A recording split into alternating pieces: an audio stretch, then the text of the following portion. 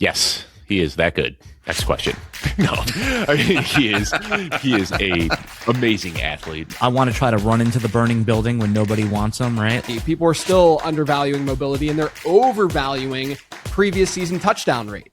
This is Dynasty Compass, a show where the best minds in the game come to discuss strategy, outsmart the market, and help you navigate your way to perennial contention, which is our North Star. Multiple times we've seen wide receivers on their first season with their new team, with Dable running the show offensively, come in and absolutely smash. Rotowire is just a different cat, right? I mean, I didn't have a lot of them last year because I hate paying the historic premium. So it'll be the same reason I don't have a lot of Trey McBride this year. It's not that I don't think they're going to be fantastic. It's just, man, the price. Jaden Baugh is going to get paid more money to play for the Florida Gators than Bucky Irving gets paid in the same state to play for the Tampa Bay Buccaneers. What mistakes do you see dynasty managers making in their startup drafts? Incoherent draft strategy is number one. You're just picking players without regard to like a certain build, and so it's a weird mix of young players and old. Stop being lazy. There are too many lazy managers. Make some freaking effort, people. Go to teams, look at their needs, and be like, hey, what'd you think about trading this? Or even throw an offer out there. Just make the effort. If I have the 103 and the draft starts like this one did, and all three wide receivers are left, I think the first call I'm making is saying, does the guy with the 105 have a strong preference amongst these next three wide receivers? And if they do, can I pick up some draft equity to let them make the choice for me? Reality is, historically at least, the 204 and the 205 are on opposite rims of the Grand Canyon.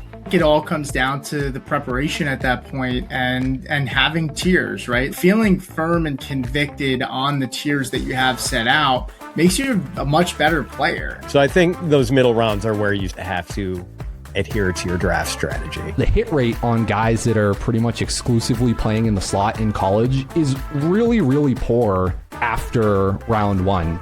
Out of that group, there are exactly 2 1,000-yard receiving seasons.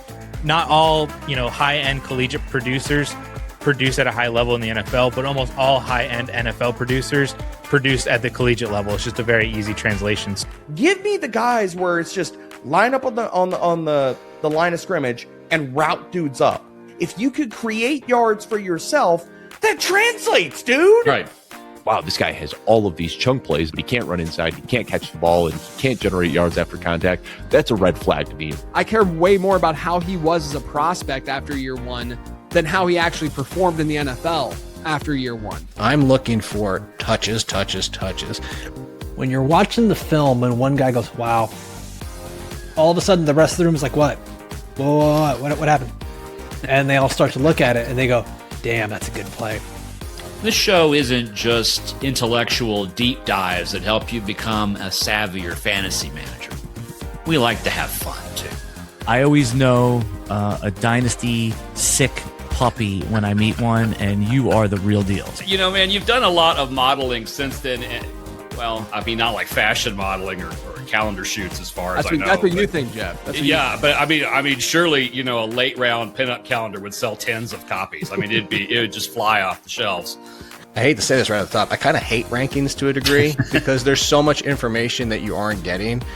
Look what he did with a narrow band of Darren Waller last year at 80 years old. Right. Yeah. These OCs, they just a dime a dozen. They just swap out so seamlessly. What were your favorite landing spots for some of these tight ends this year? Yeah, well, it was Kenyon Sadiq for about an hour. The Omar Cooper pick really hurt that one. Yeah. Monken lands in Cleveland. What is Monken's outlook there? Oh, it's Cleveland. That's what his outlook is, right? So they said it's one of the weakest drafts of all time for position players, and the Browns and Jets take 4 of them. Yeah. It's come on, guys. Oh God, I'm getting all hot and bothered here. All right. You said words that are not normally said in the English language, and that is successful run at Cleveland. I don't know what he did, whose mom he pushed down on a curb or something like that, but the guy's down at tight end 21, and it's just insane. Why can't we draft him? Why do we not want him? Juwan, I want you, buddy. I want you on my teams. I don't veto trades, but I veto members. I have gladly let people finish their season out, take your money, leave. And then I get to pick 9. And I'm like, okay, does anybody want this pick? Jeff, do you want this pick? Jeff, please take this pick. What are we doing here? What in the ever-loving hell are we doing here? Can I just say Buffalo for all of them because they need a wide receiver and you get Josh Allen? Yes. I know, Jeff. I like to sleep well at night, and I sleep better when I've got, at least decent situations at quarterback in all my super flex leagues. Well, they've gone to the Dak Prescott school of every other year in Philadelphia, right? Like they get it right every other year. If you listen to this podcast and you have the 8th or the 9th or the 10th pick and now you're depressed, first off, I'm sorry about that. So I got a question where someone's like, hey, should I make this trade? And I go, well, are you competing? And they go, yeah, here's my roster. And I'll go, brother, you're not competing. I'm sorry. Like that's not a top 3 team in your league. Like there's no shot you're competing. What is your process for ranking kickers? Can you see the shirt? You know what it is. You're lucky I didn't hang up this episode as soon as you asked that, because ban them. You know where ban them all the HELL. Most fantasy shows will tell you to start this guy or trade for that guy. But Dynasty Compass is different.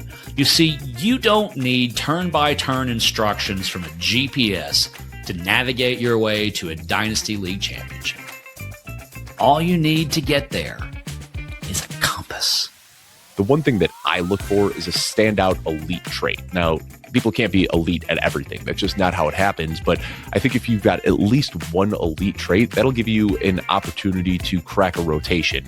I'll trade anybody if the price is right this time of year. There's a lot of like, hey, this guy's untouchable. I think that's sort of the wrong approach here. In Dynasty, to me, there's 2 pillars. There's the market value side and there's the production side, right? You need to beef up the production side, obviously, because you need to eventually win. But then there's the value accumulation, which is what the market is doing and saying, and you're trying to play that market. New episodes of Dynasty Compass drop weekly, so please subscribe on YouTube, Apple, or wherever fine podcasts are streamed. We are here to help you find your direction and win your league.